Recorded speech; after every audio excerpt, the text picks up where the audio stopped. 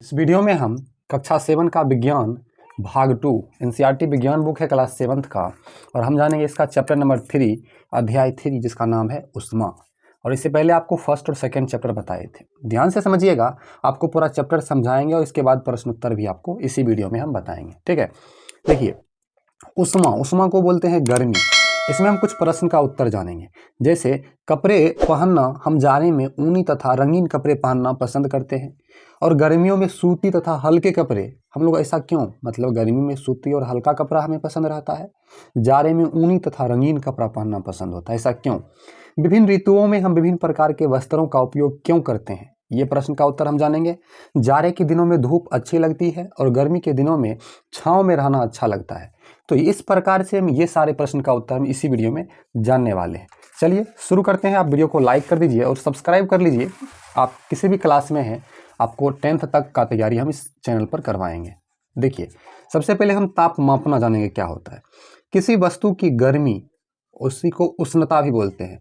गर्मी विश्वसनीय माप उसके तापमान से की जाती है। जैसे समझिएगा, जैसे कि पंखा है, अब पंखा कितना गर्म है तो ताप से पता चलेगा ना, कितना डिग्री सेल्सियस तापमान है। आज गर्मी है, लेकिन गर्मी कितना है तो ताप से पता चलेगा। तापमान मापने के लिए उपयोग की जाने वाली युक्ति या यंत्र को तापमापी या थर्मामीटर कहते हैं। तापमान जिस यंत्र से, जिस मशीन से मापते हैं उसको हम लोग थर्मामीटर इंग्लिश में और हिंदी में तापमापी कहते हैं। क्लियर, आगे बढ़ते हैं, ध्यान दीजिएगा। जब घर में किसी को बुखार आता है तब आपने बुखार मापते हुए देखा होगा। तो बुखार को मापने के लिए हमारे शरीर का तापमान डॉक्टरी थर्मामीटर से मापा जाता है। हमारा जो शरीर है उसका तापमान किससे मापा जाता है? डॉक्टरी थर्मामीटर से। अब डॉक्टरी थर्मामीटर से हमारा बुखार मापा जाता है, और आप समझ लीजिए कि आप दिन का गर्मी या किसी वस्तु का गर्मी हम डॉक्टरी थर्मामीटर से नहीं माप सकते हैं। डॉक्टरी थर्मामीटर से सिर्फ हम अपने शरीर की गर्मी को माप सकते हैं। देखिए, डॉक्टरी थर्मामीटर में एक लंबी, बारीक तथा समान व्यास की कांच की नली होती है ना। यहाँ अंदर में देखिए, इसके बारे में समझते हैं। इसके एक सिरे पर एक बल्ब होता है। बल्ब में पारा भरा हुआ होता है, ये पारा भरा हुआ है, ठीक है। गर्म होने पर बल्ब का पारा बारीक नली की ओर फैल जाता है। अब ये पारा क्या होगा, गर्म होने पर इस नली में फैल जाएगा। यह एक पतली चमकीली धारी के रूप में दिखाई देती है। यदि धारी ठीक से दिखाई ना देती हो तो थोड़ा घुमाने से, मतलब ऐसे करके ऐसे घुमाने से दिखने लगेगी। थर्मामीटर पर आपको ताप मापने के 1 या 2 मापकरण, मतलब स्केल भी दिखाई देंगे। यहाँ पर देखिए 95, 105, 110, 5 इस प्रकार से दिया हुआ है।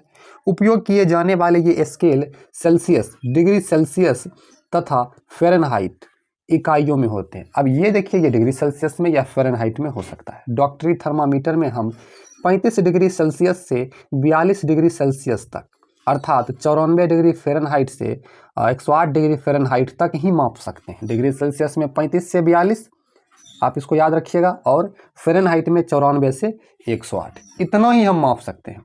अब चलिए, इस थर्मामीटर का हम उपयोग करेंगे कैसे, इस चीज़ को समझ लीजिएगा, ध्यान से देखिएगा। उपयोग करने से पहले अच्छी तरह थर्मामीटर को धो लेना चाहिए। निश्चित कर लीजिए कि पारा 35 डिग्री सेल्सियस या 94 डिग्री फ़ारेनहाइट से नीचे, ये दोनों में से कोई एक ही होगा। डिग्री सेल्सियस वाला है तो 35 डिग्री, और फ़ारेनहाइट वाला है तो 94 डिग्री फ़ारेनहाइट। थर्मामीटर पढ़ते समय केस नली आंख के सामने हो। उपयोग करने के क्रम में थर्मामीटर कठोर वस्तु से टकराने पर टूट जाती है, तो ध्यान से, कठोर वस्तु से नहीं टकराना चाहिए। उपयोग करते समय बल्ब को मत पकड़िए, मतलब ये होता है बल्ब, इसको नहीं पकड़ना है और उसको ध्यान से देखना है। आपको उपयोग बता दिए। चलिए नेक्स्ट पेज में चलते हैं। आगे आपका है, ये बहुत वीवीआई चीज़ है, आपको बहुत यूज़फुल चीज़ है।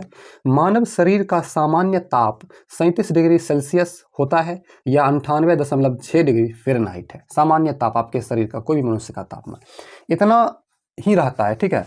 अब चलिए आगे बढ़ते हैं। वो तो था डॉक्टरी थर्मामीटर, अब है प्रयोगशाला तापमापी, जिसको इंग्लिश में थर्मामीटर। ये देख रहे हैं, इसी का चित्र है प्रयोगशाला तापमापी। अब समझिएगा इसके बारे में। विभिन्न वस्तुओं का ताप मापने के लिए विभिन्न प्रकार के थर्मामीटर, मतलब तापमापी का प्रयोग किया जाता है। प्रयोगशाला में ताप मापने के काम में लाए जाने वाले तापमापी को प्रयोगशाला थर्मामीटर, इंग्लिश में लैब थर्मामीटर कहते हैं। मतलब जिस थर्मामीटर का उपयोग प्रयोगशाला में किया जाता है उसको प्रयोगशाला थर्मामीटर या लैब थर्मामीटर कहते हैं, ठीक है। इस थर्मामीटर का परिसर, मतलब रेंज, -10 डिग्री सेल्सियस से 110 डिग्री सेल्सियस तक होता है। मतलब इसमें -10 डिग्री सेल्सियस से 110 डिग्री सेल्सियस तक ही ताप माप सकते हैं। यहाँ देखिए -10, 0, 10, 20, 30, 40, 50, 60, 70, 80, 90, 100 और 110। इससे ज़्यादा या -10 से कम का ताप हम लोग इस थर्मामीटर में नहीं माप सकते हैं। ठीक है, चलिए प्रयोगशाला थर्मामीटर के उपयोग को हम जान लेते हैं। हम लोग कैसे इसका उपयोग करेंगे। तापमापी को ऊर्ध्वाधर रखना चाहिए, तिरछा नहीं, मतलब सीधा रखना चाहिए। तापमापी का बल्ब उस तरल अथवा जल से पूरी तरह से घिरा हो जिसका ताप मापना है। बल्ब बर्तन की दीवारों को नहीं छूना चाहिए। जना यहाँ पर देख लीजिए, बर्तन में अगर पानी के ताप को मापना है तो बर्तन में सटाना नहीं है। ठीक है, बीच में ही रखना है। चलिए आगे बढ़ते हैं। आगे ध्यान दीजिएगा, इसको बोलते हैं डिजिटल थर्मामीटर। ठीक है, डॉक्टरी थर्मामीटर में बल्ब के आगे ऊपर विभंग अर्थात किक होता है। यह पारे को अपने आप नीचे गिरने से रोकता है। किक होता है जो पारा जो होता है उसको नीचे गिरने से रोकता है। हम आपको इसमें से इम्पोर्टेंट पॉइंट बता रहे हैं, ध्यान दीजिए। उष्मा जो होता है उसमें गर्म वस्तु से ठंडी वस्तु की ओर प्रवाहित होती है। गर्म वस्तु से ठंडी वस्तु की ओर उष्मा प्रवाहित होती है। अब इसका उदाहरण हम ऐसे जान सकते हैं, अगर आप खाना बनाते हुए देखते होइएगा लोहिया में, जैसे कि सब्जी बनता है और उसमें डब्बू जैसे ऐसे करके ऐसे खाना बनाते हैं तो वो डब्बू क्या होता है, गर्म हो जाता है। इस प्रकार से या आप देखते होइएगा गर्मी के समय में हमारा घर अगर चदरा का बना हुआ होता है, लोहे का पत्ती का, तो बाहर से गर्म होता है तो अंदर से भी हो जाता है। तो उष्मा क्या होता है, गर्म से ठंडी वस्तु की ओर प्रवाहित होता है। ठीक है, देखिए वास्तव में उष्मा सदैव गर्म वस्तु से ठंडी वस्तु की ओर प्रवाहित होती है। कोई वस्तु अपेक्षाकृत ठंडा है या गर्म, यह हम उस वस्तु के तापमान की तुलना से जान सकते हैं। मतलब अब दो वस्तु हम लें और दोनों में से कौन गर्म है या कौन ठंडा, तो दोनों के उष्मा को पहले मापेंगे। जिसका अधिक होगा वो अधिक गर्म, जिसका कम होगा तापमान वो कम गर्म। अब समझिए, वह प्रक्रम जिसमें उष्मा किसी वस्तु के गर्म सिरे से ठंडे सिरे की ओर स्थानांतरित होती है चालन कहलाता है। अब जैसे कि इसका प्रैक्टिकल आप कर सकते हैं। एक मोमबत्ती लीजिए, लोहे की एक पतली छड़ लीजिए, ठीक है, और उसको आप दो ईंट में इस प्रकार से फंसा कर रख दीजिए। अब यहाँ से यहाँ पर देखिए गर्म हो रहा है और यहाँ तक आपका इसमें गर्मी आ जाएगा। यहाँ गर्म होगा और यहाँ तक ये गर्म हो जाएगा। तो आप चालन पदार्थ समझ गए। चालन पदार्थ क्या होगा, वह प्रक्रम जिसमें उष्मा किसी वस्तु के गर्म सिरे से ठंडे सिरे की ओर स्थानांतरित होती है तो वह चालन कहलाता है। ठोसों में उष्मा का स्थानांतरण प्रायः चालन प्रक्रम द्वारा ही होता है। ठीक है, तो ठोस पदार्थ में जैसे कि आप पानी गर्म करते हैं और पानी में कुछ पदार्थ को डाल दीजिए तो पहले पानी गर्म होगा फिर वो वस्तु गर्म होगा। ठीक है, आगे बढ़ते हैं। जो पदार्थ अपने से होकर उष्मा को एक सिरे से दूसरे सिरे तक जाने देते हैं उन्हें हम उष्मा का चालक कहते हैं। अब इसका आप ये परिभाषा आप क्लास 10th और 9th में भी पढ़िएगा फिजिक्स में, तो इस चीज़ को नोट कर लीजिएगा। जो पदार्थ अपने सिरे से होकर उष्मा को एक सिरे से दूसरे सिरे तक जाने देते हैं उसे हम उष्मा का चालक कहते हैं, जैसे लोहा, तांबा, एल्युमिनियम इत्यादि। दूसरा है, जो पदार्थ उष्मा को एक सिरे से दूसरे सिरे तक अपने से होकर आसानी से नहीं जाने देते हैं उसे हम उष्मा का कुचालक कहते हैं, जैसे प्लास्टिक, लकड़ी, ये उष्मा का कुचालक है, इसे उष्मारोधी भी कहते हैं। अब बताइए, ये पेन है, अगर यहाँ से उष्मा यहाँ पर आएगा ही नहीं, जल्दी आसानी से नहीं आएगा तो ये उष्मारोधी हो गया। वही लोहे की कोई वस्तु लेंगे तो उसमें उष्मा तुरंत आर पार हो जाएगा। जल तथा वायु उष्मा के कुचालक होते हैं। ऑब्जेक्टिव में आपसे पूछ सकता है। चलिए आगे है, जब हम जल को गर्म करते हैं तो लौ के पास का जल गर्म हो जाता है, गर्म जल ऊपर उठता है। इस गर्म जल के आसपास का ठंडा जल इसका स्थान लेने के लिए आ जाता है और फिर यह जल भी गर्म हो जाता है। आप समझे नहीं होंगे, ध्यान से समझिए। जैसे हम इस पानी को गर्म करते हैं, ठीक है, तो इसके सामने का इतना दूर का जो पानी है ये गर्म होकर के हल्का हो जाएगा, उठ करके ऊपर जाएगा, दूसरा पानी फिर नीचे आएगा, फिर ये गर्म होकर ऊपर जाएगा, फिर दूसरा, इसी प्रकार से सारा पानी गर्म होता है, समझ गए। तथा आसपास के जल फिर इसके स्थान पर आ जाता है। यह प्रक्रिया तब तक चलती है जब तक फ्लास्क का सारा जल गर्म ना हो जाए, मतलब उसमें जितना जल हम रखे हुए हैं वस्तु में वो सारा गर्म ना हो जाए। उष्मा स्थानांतरण की इस विधि को संवहन कहते हैं। उष्मा स्थानांतरण की इस विधि को क्या बोलते हैं, संवहन कहते हैं। आगे बढ़ते हैं, थोड़ा सा और बचा हुआ है, देख लेते हैं। देखिए ध्यान दीजिएगा, सूर्य और पृथ्वी के बीच कई माध्यम है, तो सूर्य से पृथ्वी तक उष्मा आने का एक अन्य प्रक्रम विकिरण कहलाता है। ठीक है, अधिकांश भाग जो होता है निर्वात होता है जहाँ पर हवा नहीं होता है। वायु उष्मारोधी होती है। सूर्य से पृथ्वी तक उष्मा आने का एक अन्य विकिरण होता है। विकिरण द्वारा उष्मा स्थानांतरण के लिए किसी माध्यम की आवश्यकता नहीं होती है। चलिए आगे बढ़ते हैं। देखिए, माध्यम हो या ना हो, विकिरण द्वारा उष्मा प्राप्त होती है। उदाहरण के लिए अंगीठी मतलब आग जो जलाते हैं, हीटर, चूल्हे के पास यदि हम बैठते हैं तो गर्मी का अनुभव हम करते हैं। यह उष्मा हमें विकिरण द्वारा मिलती है। कहने का सेंस समझिए, आग यहाँ पर लगा हुआ है और हम इसके बगल में बैठे हुए हैं, तो अपने आप वो आग हमारे पास मतलब गर्मी प्रदान करेगा। तो ये विकिरण के माध्यम से हमारे पास आता है। ठीक है, सभी गर्म वस्तुएं विकिरण द्वारा उष्मा छोड़ते हैं, विकिरित करते हैं। यह विकिरण प्रकाश के किरणों के रूप में होता है जिन्हें हम देख नहीं सकते। यह विकिरण जब किसी वस्तु से टकराती है तो कुछ भाग वस्तु द्वारा अवशोषित कर लिया जाता है और कुछ भाग परावर्तित हो जाता है। कहने का मतलब हमारे पास जितना उष्मा आता है, कुछ परावर्तित हो जाता है, कुछ हम अवशोषित कर लेते हैं। तो जैसे खिड़की में लगा हुआ कांच इसका उदाहरण है। किसी कांच लगी खिड़की के पास आप अपना हाथ रखिए जिससे होकर धूप अंदर आती है, तो आपको अनुभव होगा कि उष्मा कांच को पार कर आपके हाथ को गर्मी दे रही है। तो उष्मा के अवशोषण के कारण वस्तु का ताप बढ़ जाता है।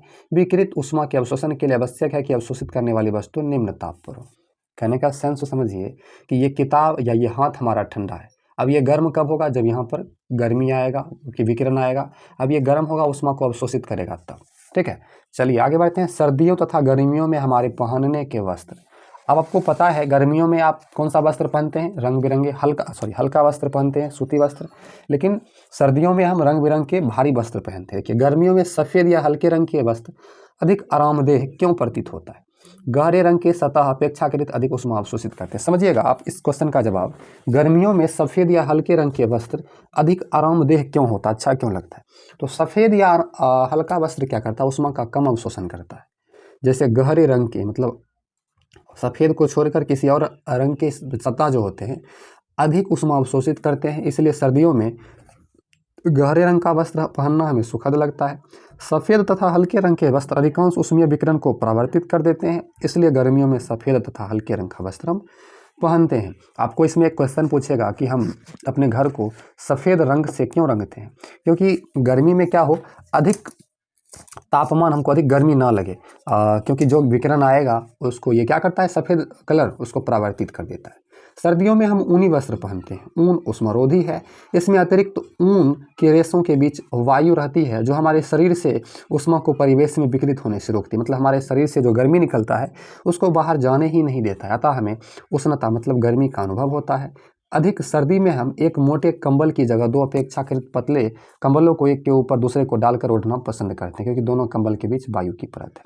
इस चीज़ को आप समझिए, आप समझे नहीं होंगे कि अगर आपको एक मोटा कंबल दे दिया जाए या दो पतले पतले कंबल दे दिया जाए तो कौन अच्छा होगा? दो पतले पतले कंबल, क्योंकि दोनों के बीच में कुछ वायु रहती है जो गर्म होकर हमें एक मोटे कंबल की अपेक्षा अधिक गर्मी प्रदान करती है। चैप्टर आपका खत्म हुआ। कुछ इंग्लिश है वर्ड, इसको समझ लेते हैं। सेल्सियस स्केल इसको पढ़ेंगे, इसका मतलब यही होता है। थल समीर को लैंड ब्रिज बोलेंगे, चालन को कंडक्शन बोलेंगे, विकिरण को रेडिएशन बोलेंगे, ताप को टेम्परेचर, अंकीय ताप मापी को डिजिटल थर्मामीटर, फ़ारेनहाइट स्केल को फ़ारेनहाइट स्केल ही बोलते हैं, अधिकतम न्यूनतम तापमापी को मैक्सिमम मिनिमम थर्मोमीटर, कुचालक को बैड कंडक्टर, समुद्र समीर को सी ब्रिज बोलेंगे, उष्मारोधी को थर्मल इंसुलेटर और संवहन को कन्वेक्शन बोलेंगे। वीडियो को लाइक कर दीजिए। इसका प्रश्न उत्तर देख लेते हैं। ये देखिए, हमने सीखा में आपको दिया गया है, हम छूकर किसी वस्तु के तापमान की पक्की जानकारी प्राप्त नहीं कर सकते हैं कि वह कितना गर्म है। तापमान जानने के लिए थर्मामीटर का उपयोग करते हैं। उष्मा का स्थानांतरण गर्म से ठंडी वस्तु की ओर होता है। मानव शरीर का तापमान डॉक्टरी या क्लिनिकल थर्मोमीटर से मापा जाता है। वस्तुओं का तापमान प्रयोगशाला थर्मामीटर में मापा जाता है। उष्मा का स्थानांतरण चालन, संवहन एवं विकिरण द्वारा होता है। चलिए, अभ्यास प्रश्न है, उष्मा चालक और उष्मारोधी में अंतर स्पष्ट कीजिए। तो हमारा फर्स्ट क्वेश्चन है, उष्मा चालक और उष्मारोधी में अंतर स्पष्ट कीजिए। देखिए, इसका उत्तर होगा, जब कोई पदार्थ से उष्मा का स्थानांतरण एक सिरे से दूसरे सिरे तक जाता है तो उसे उष्मा चालक कहते हैं। जैसे एल्युमिनियम, लोहा, चांदी, तांबा इत्यादि, ये क्या करता है? उष्मा का चालक करता है। इसमें उष्मा एक सिरे से दूसरे सिरे तक पहुंच जाती है। और जब कोई पदार्थ से उष्मा का स्थानांतरण नहीं होता है तो उसे उष्मारोधी कहते हैं। जैसे प्लास्टिक, लकड़ी इत्यादि। अब ये पेन देख लीजिए, प्लास्टिक का है, अगर इस छोर को गर्म करेंगे तो ये छोर गर्म नहीं होने वाला है, तो ये उष्मारोधी हो जाएगा। ठीक है, फर्स्ट क्वेश्चन का आंसर आपको मिल गया, आप स्क्रीनशॉट कर लीजिए। सेकेंड क्वेश्चन आपका है डॉक्टरी थर्मोमीटर एवं प्रयोगशाला थर्मोमीटर के कार्यों एवं बनावट को बताइए। इसका उत्तर होगा डॉक्टरी थर्मोमीटर एक लंबी, बारीक तथा समान व्यास की कांच की नली होती है, कांच की नली जिसकी व्यास समान होती है, जिसके एक सिरे पर एक बल्ब होता है। बल्ब में पारा भरा रहता है। बल्ब गर्म होने पर पारा ऊपर की ओर चढ़ता है। नली पर स्केल बना होता है और यह स्केल डिग्री सेल्सियस या डिग्री फ़ारेनहाइट इकाई में होता है। निम्न बिंदु जैसे कि 35 डिग्री सेल्सियस और उच्च बिंदु 42 डिग्री सेल्सियस तथा 94 डिग्री फ़ारेनहाइट से 108 फ़ारेनहाइट तक चिन्हित रहता है। इससे मानव का ताप, जैसे कि बुखार मापते हैं, आपको पता होगा जब हम लोगों को बुखार लगता है तो डॉक्टर साहब आते हैं कि नहीं आते हैं, और थर्मामीटर का यूज़ करते हैं बुखार कितना डिग्री है, तो यही थर्मामीटर को डॉक्टर ही कहते हैं। अब है दूसरा प्रयोगशाला थर्मामीटर। तो प्रयोगशाला थर्मामीटर की बनावट डॉक्टरी थर्मामीटर के समान है, सिर्फ स्केल में अंतर रहता है। इसका स्केल सेल्सियस में अंकित रहता है। निम्न बिंदु उसका 10 डिग्री सेल्सियस और उच्च बिंदु 110 डिग्री सेल्सियस अंकित रहता है। जब तक पारा स्थिर न हो जाए तब तक थर्मामीटर को सीधे स्थिर रखना चाहिए। ये आपको अनुदेश दे रहा है। आप इसका स्क्रीनशॉट कर लीजिए ताकि आप इस उत्तर को अपने कॉपी में लिख सको। चलिए अगला प्रश्न है तीसरा, जो इम्पोर्टेंट प्रश्न है। अगला प्रश्न क्या बोल रहा है, सर्दियों में एक मोटे कपड़े की अपेक्षा उसी मोटाई के कई परतों वाला वस्त्र अधिक गर्मी प्रदान करता है, क्यों? इसका उत्तर होगा सर्दियों में हमारा शरीर गर्म रहता है। वातावरण के ताप से शरीर का ताप बाहर ना जाए इसके लिए मोटे ऊनी कपड़े पहनते हैं, फिर भी ठंड लगती है। लेकिन जब 2-3 समान मोटाई के कपड़ा हम लोग पहनते हैं तो दो कपड़ों के बीच हवा होती है जो उष्मा का कुचालक होता है, अतः हमारे शरीर से उष्मा बाहर नहीं जाता और हमें ठंड नहीं लगती। मतलब एक कपड़े की अपेक्षा जो दो पतले पतले कपड़े पहनने से भी ठंडा कम लगता है, नहीं के बराबर लगता है। अगला है वीवीआई प्रश्न, अक्सर आप सुने भी होइएगा। गर्म जलवायु वाली जगहों पर घरों को उजले रंग से रंगने की सलाह क्यों दी जाती है? तो देखिए, उजला रंग के कारण घर कम गर्म होते हैं, जो कि उजला रंग अधिकांश ऊष्मीय विकिरण को परावर्तित कर देती है। ऊष्मीय विकिरण को परावर्तित होने से घर कम गर्म होता है और हमें आराम मिलता है। इसलिए गर्म जलवायु वाली जगहों पर घरों को उजले रंग से रंगने की सलाह दी जाती है। आप इसका भी स्क्रीनशॉट कर लीजिए। चलिए, हमने ये चारों प्रश्न का उत्तर जाना। चलिए अब यहाँ पर मिलान है, मिलान कर लेते हैं। गहरे रंग के कपड़े पसंद हम करते हैं गर्मियों में। समुद्री समीर बहने का समय समुद्री समीर बहने का समय जो होता है दिन में हो जाएगा, तो समुद्री समीर बहने का समय दिन में। हल्के रंग के कपड़े हम पहनना पसंद करते हैं। ओहो, यहाँ पर उल्टा मिला दिया हम। गहरे रंग के कपड़े हम सर्दी में पहनते हैं, सर्दी में, ठीक है, सर्दी में, ये गलत है। हल्के रंग का कपड़ा जो होता है हम लोग गर्मी में पहनना पसंद करते हैं, गर्मी में। और थल समीर जो होता है रात में बहता है, थल समीर रात में, ठीक है। अब सही उत्तर पर सही का चिन्ह लगाइए। 1 लीटर जल जिसका तापमान 0 डिग्री सेल्सियस है तथा 1 लीटर जल जिसका तापमान 40 डिग्री सेल्सियस हो, तो आपस में मिला दे तो पूरा जल का तापमान क्या होगा? अब एक 0 है और दूसरा 40 है, तो उसका तापमान कितना रह जाएगा? उसका तापमान रह जाएगा 10 डिग्री से 40 डिग्री के बीच, क्योंकि 1 लीटर 40 डिग्री सेल्सियस पर है, एक उससे कम है, तो ताप 0 पर है। दोनों को मिला देंगे तो तापमान कमेगा, यानी कि साफे 0 तापमान नहीं होगा, ठीक है।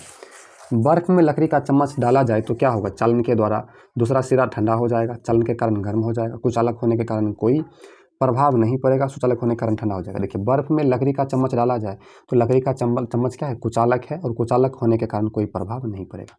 20 डिग्री सेल्सियस ताप पर गर्म जल में 20 डिग्री सेल्सियस ताप पर गर्म लोहे की छड़ को डालने से क्या होगा? मतलब 20 डिग्री सेल्सियस ताप पर गर्म जल में 20 डिग्री सेल्सियस ताप पर गर्म लोहे की छड़ को डाला जाए तो पानी का ताप बढ़ जाएगा, ठीक है।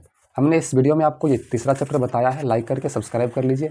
अगला वीडियो है गति एवं समय चैप्टर है, चौथा चैप्टर हम अगले वीडियो में जानेंगे। थैंक यू, मिलते हैं अगले वीडियो में।